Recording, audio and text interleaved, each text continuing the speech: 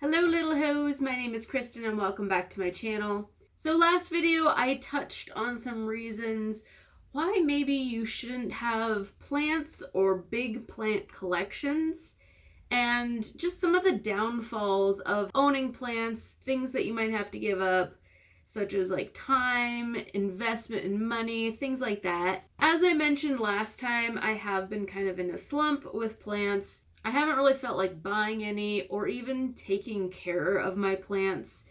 This usually happens to me a couple times per year. I just get in a mood where I just don't care.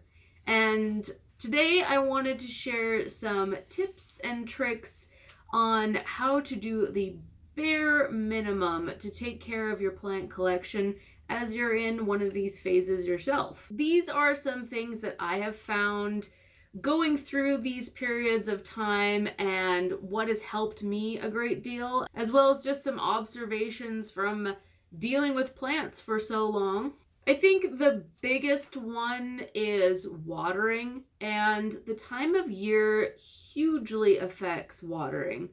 Summer is probably the most problematic time of year for keeping things well hydrated, just because there's a lot more evaporation. It's hot and more transpiration is going on with the plant, moving that water from the base up and evaporating through the leaves. My first tip is for those plants that are super problematic and wilt easily, pull them back from the sunlight. That will just reduce the amount of transpiration going on. More shaded site means that the evaporation isn't going on quite as fast, and you might get a little bit more time between having to water. Also, having sheer curtains helps. It just reduces the intensity of that sunlight hitting your plants. I'm sure you guys all know by now, but grouping plants together helps retain a little bit more of that humidity. So if you are in a funk and you know you're probably going to be in one for a while, just group some of your plants, the ones that are probably the most needy as far as watering, together. That will increase your humidity. Also, it will probably make watering a bit easier since all of those finicky ones are in the same spot. Do make sure that any that you group together don't have any pests or fungal issues, just because close quarters means that they are more likely to spread to the others. More atmospheric humidity, and this is something I've been playing around with in my sort of makeshift greenhouse, my grow tent, if you will. I have been keeping the humidifier going more regularly, more intensely, because I have been noticing if I keep that going, the plants are getting more moisture. They're not transpiring quite as much and needing to be watered at the base quite as frequently. I find this to be helpful.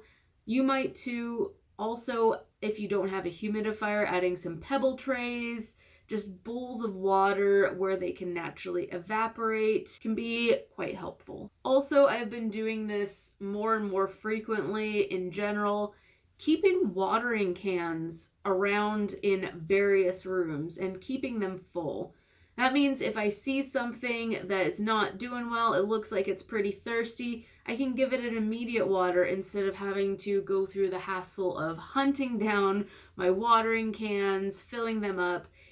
It just saves a little bit of time, and when you're not in the mood to do much, just saving yourself a little bit of worry and time is quite beneficial. This tip is not my own. I can't remember if it was her Instagram video or a YouTube video, but Ashley from Planting the World Red had an amazing tip that she used for when she just couldn't get around to tending plants and wanted to sort of maintain a good humidity level, and that was throwing some plants, pot and all, into a propagation box. And I can see how this would be amazing, especially for smaller plants, maybe some plants that are new or propagations that you really just, you can't pay attention to at the moment, but you want to keep going. I've noticed that my propagation boxes, which are primarily full of cuttings, really maintain themselves super well. I don't have to worry about water too much. One thing to keep in mind is you do need to crack them now and again to get some good airflow in to prevent fungal issues. And I have noticed after I've done that cracking, airing out, I sometimes have to re-wet the sphagnum because it will dry out a fair amount. So this is one that I'm still kind of figuring out, and that is dealing with pests and problems when I just don't have time, I don't have the inclination to do so. Still working on this, but one thing that I have found is when I can get around to it, when I have a shred of stamina to do so, getting everybody together that are having bug problems, fungal issues, and treating them all together is super helpful. That means they're all kind of on the same level with when and what I treated them with generally, and that means I only have to do it once, think about it in a couple of weeks' time. What I have been doing lately is just grabbing a plant or 2 or 5 if I have enough ambition and just sudsing down the leaves. I've been dealing with some spider mites lately and they've been kind of kicking my butt. Really wash them down in the sink pretty well, let them dry out, and then take them to the bathroom. In the bathtub, I will spray them. I've been using Captain Jack's Dead Bug, and that seems to be working pretty well.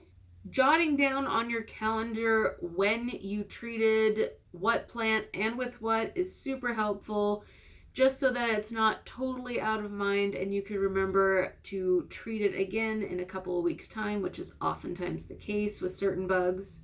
Preventative treatments are super helpful. They don't always require a lot of effort. Like sticky traps can be quite helpful with some of your more flying insects, fungus gnats, thrip, although dare I say it, if you see thrip, you should probably muster all the energy you can to treat it right away. But sticky traps are super helpful for more of your flying insect problems. Systemic does work pretty good as well to sort of prevent some bugs from occurring, or even if you see bugs that you can't really treat right away, that will get into the soil and the plant will uptake it through their system and it will generally last some time. It doesn't work on all bugs, unfortunately, especially like spider mites. It's not effective against, but systemic does work pretty good. Try not to use it too frequently just because bugs can develop a resistance to it, making it less effective down the road. If you're dealing with fungal issues, always remember to keep the air flowing. Keep some box fans, little mini fans going on plants that you're worried about fungal issues, especially if you're grouping them together.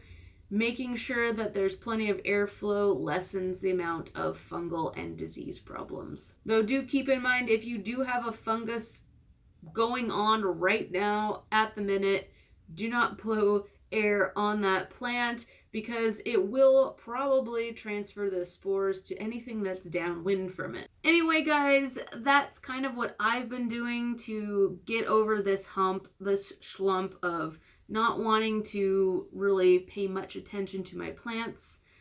I hope you found it helpful or at least interesting, and if you have any tips to share of your own, what tricks do you use to do the bare minimum plant maintenance and keep everything happy? That will do it for today's video. As always, stay safe, healthy, and sane, and I will talk to you all real soon. Goodbye.